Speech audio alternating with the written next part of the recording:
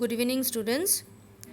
আজি আমি অসমত ব্ৰিটিছ বিৰোধী জাগৰণ আৰু কৃষক বিদ্ৰোহ পাঠটোৰ প্ৰাৰম্ভিক ধাৰণাসমূহ আলোচনা কৰিম। ঊনবিংশ শতিকাৰ 30 আৰু 40ৰ দশকত ভাৰতবৰ্ষত ইষ্ট ইণ্ডিয়া কোম্পানীয়ে এক শক্তিশালী শাসকৰ ৰূপত প্ৰতিষ্ঠিত হৈছিল। অসমতো তেওঁলোক এক শক্তিশালী প্ৰশাসনিক গাঁথনিৰ সৃষ্টি কৰি স্থানীয় লোকৰ দ্বাৰা হ'ব পৰা যিকোনো ব্ৰিটিছ বিৰোধী উত্থানক বাধা প্ৰদান কৰিবলৈ সক্ষম হৈছিল। গোমধৰ কোঁৱৰ, পিয়লি ফুকনৰ বিদ্ৰোহৰ ব্যৰ্থতাই তাকেই প্ৰমাণ কৰিছিল। অসমত ব্ৰিটিছ শাসনৰ পূৰ্বৱৰ্তী অৱস্থাত মুদ্ৰাৰে ৰাজহ সংগ্ৰহৰ ব্যৱস্থা নাছিল, কিন্তু ইংৰাজে প্ৰৱৰ্তন কৰা টকাৰ মাধ্যমত মাটিৰ খাজনা আৰু অন্যান্য কৰ কাটল সংগ্ৰহৰ ব্যৱস্থাই অসমীয়া প্ৰজাৰ অৱস্থা শোচনীয় কৰি তুলিছিল।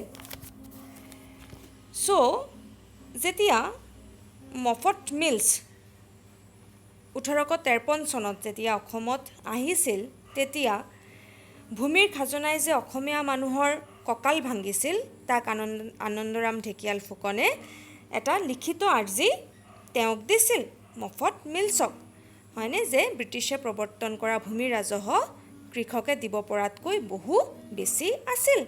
আনহাতে ব্ৰিটিছ চৰকাৰে কৃষিকাৰ্য উন্নয়নৰ বাবে একো ব্যৱস্থা গ্ৰহণ নকৰাৰ ফলত অসমত বতৰ প্ৰতিকূল হ'লেই খাদ্যশস্য উৎপাদনত বিঘিনি ঘটিছিল আৰু অৱধাৰিতভাৱেই অসমীয়া প্ৰজাগণ দুৰ্ভিক্ষৰ কবলত পৰিছিল।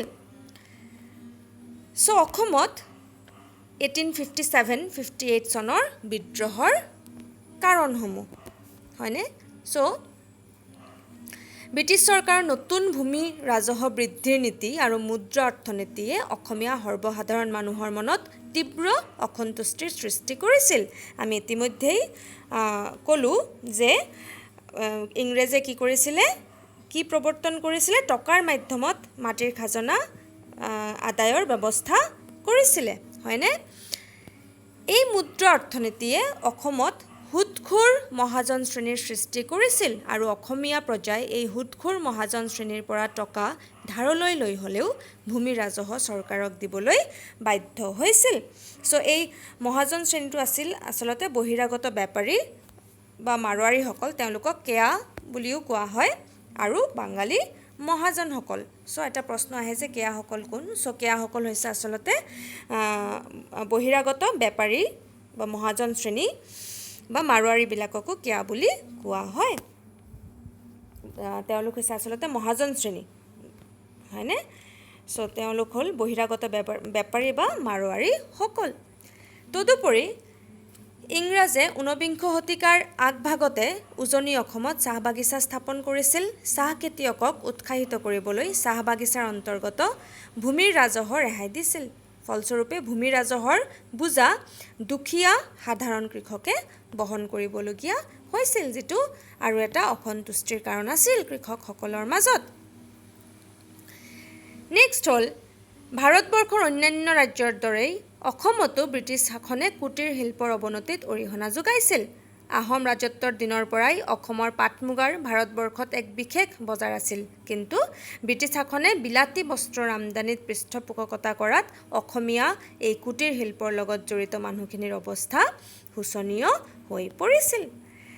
নেক্সট আহিলে, আহোম ৰাজত্বকালত অসমৰ অভিজাত শ্ৰেণীটোৱে লগুৱা লিকচৌ, বান্দি বেটী আদিৰ সেৱা শুশ্ৰূষাৰে এক বিলাসী তথা আৰামৰ জীৱন যাপন কৰিছিল।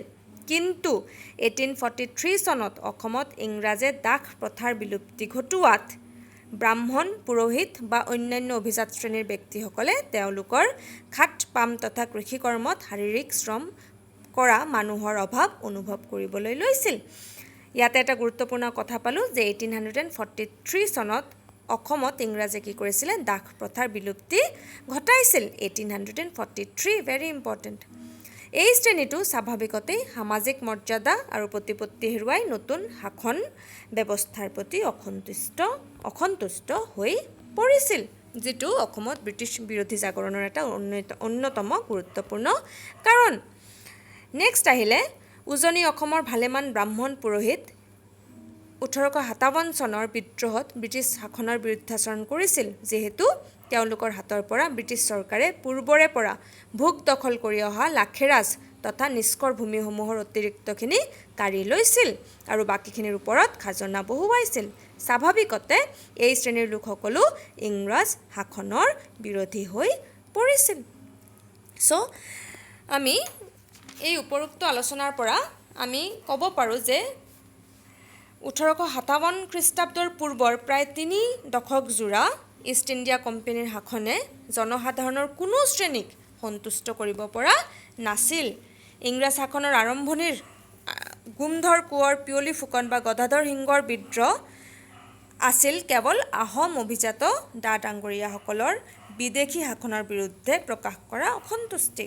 চ' ইংৰাজ শাসনৰ আৰম্ভণিতে যে গুমধৰ কোঁৱৰ, পিয়লি ফুকন বা গদাধৰ সিংহৰ যি বিদ্ৰোহ আছিলে সেইবিলাক কেৱল আহোম অভিজাত ডা ডাঙৰীয়াসকলৰ বিদেশী শাসনৰ বিৰুদ্ধে প্ৰকাশ কৰা অসন্তুষ্টি আছিল। এই বিদ্ৰোহসমূহ তেওঁলোকৰ মাজতে সীমাবদ্ধ আছিল, সাধাৰণ শ্ৰেণীৰ লোকৰ অংশগ্ৰহণ নাছিলেই। কিন্তু এই বিদ্ৰোহসমূহ দমন হোৱাৰ পিছৰ কালছোৱাত ব্ৰিটিছ শাসন শোষণৰ বিৰুদ্ধে অসমীয়া জনসাধাৰণ জাগ্ৰত হৈছিল।